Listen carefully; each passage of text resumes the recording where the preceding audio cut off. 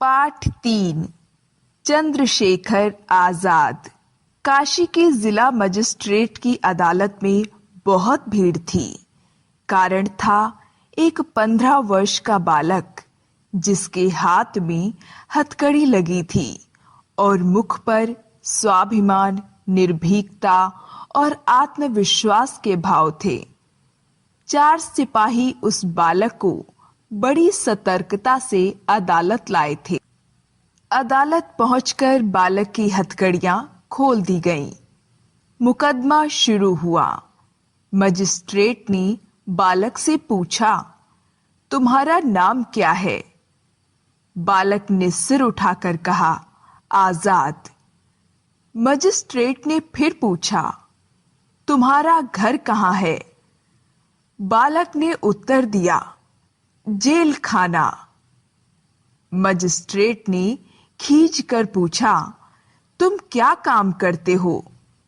बालक ने कहा, भारत मां को स्वाधीन कराने की साधना। अब मजिस्ट्रेट ने गुस्से से कहा, तुम ये कैसे बेढंगे उत्तर दे रहे हो? जानते नहीं यह अदालत है? बालक ने उसी प्रकार निडर होकर उत्तर दिया, मेरे उत्तर एकदम सही हैं।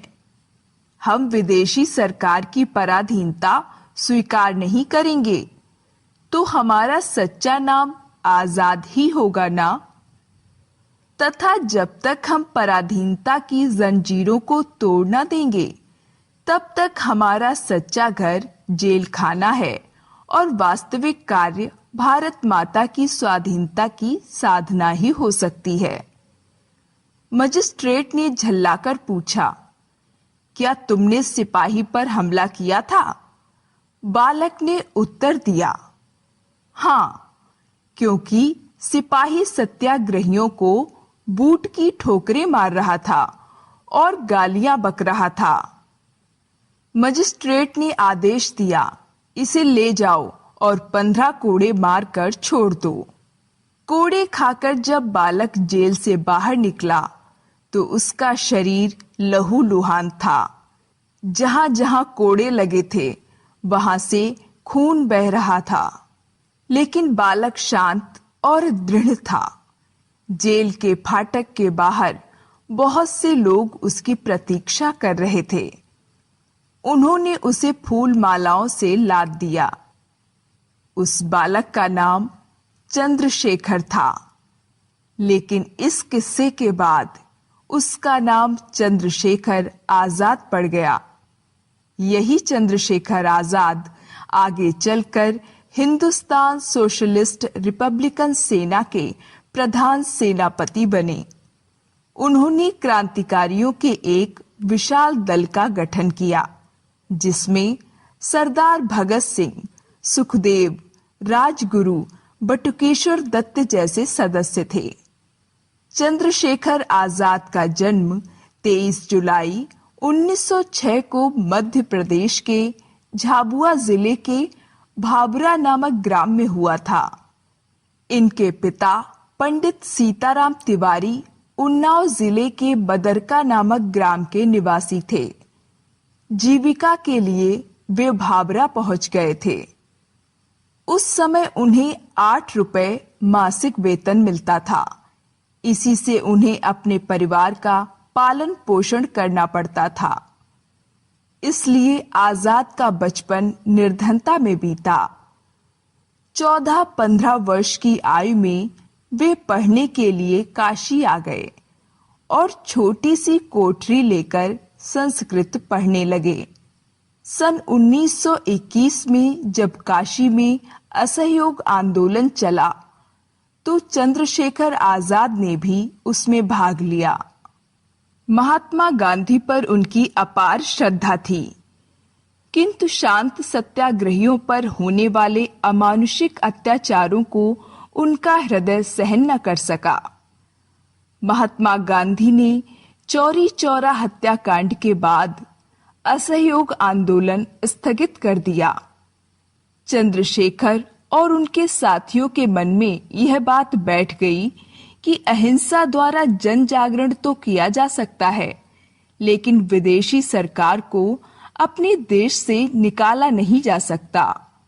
अतः सरकार को आतंकित करने के लिए उन्होंने क्रांतिकारी आंदोलन छेड़ दिया। सारे देश में क्रांतिकारियों की गुप्त सभाएं होने लगीं। स्थान स्थान पर ऐसे नौजवानों के दल बनने लगे जो देश के लिए अपनी जान हंसते हंसते दे दें। इन सब दलों को संगठित करके हिंदुस्तान रिपब्लिकन सेना का संगठन किया गया।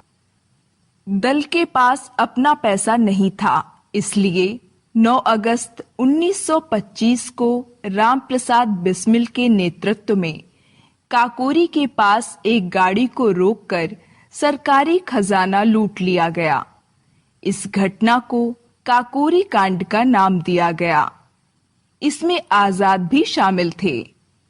इस सिलसिले में रामप्रसाद बिस्मिल, ठाकुर रोशन सिंह, अशफाक उल्ला खां तथा राजेंद्र नाथ लाहिड़ी को फांसी की सजा दी गई।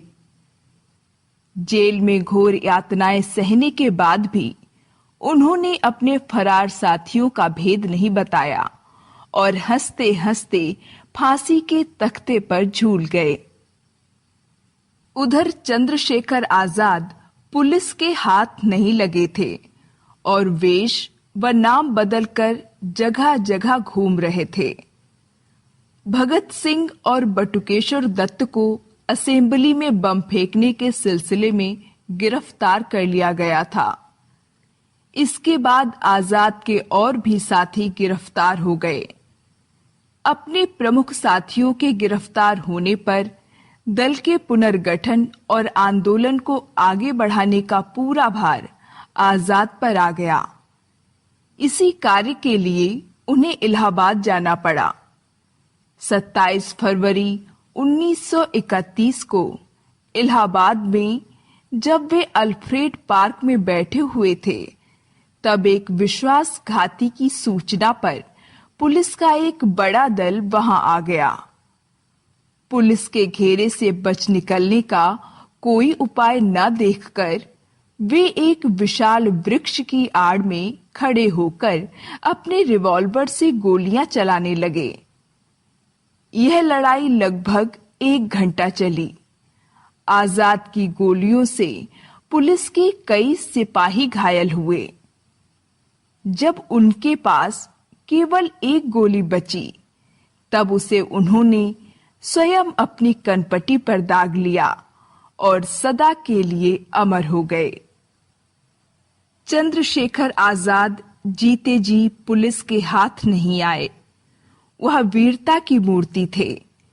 जहां उन्होंने वीरगति प्राप्त की थी, वहीं उनकी मूर्ति लगाई गई है। मूर्ति के निकट ही आजाद पुस्तकालय है, जहां पर वीर स्वतंत्रता सेनानियों की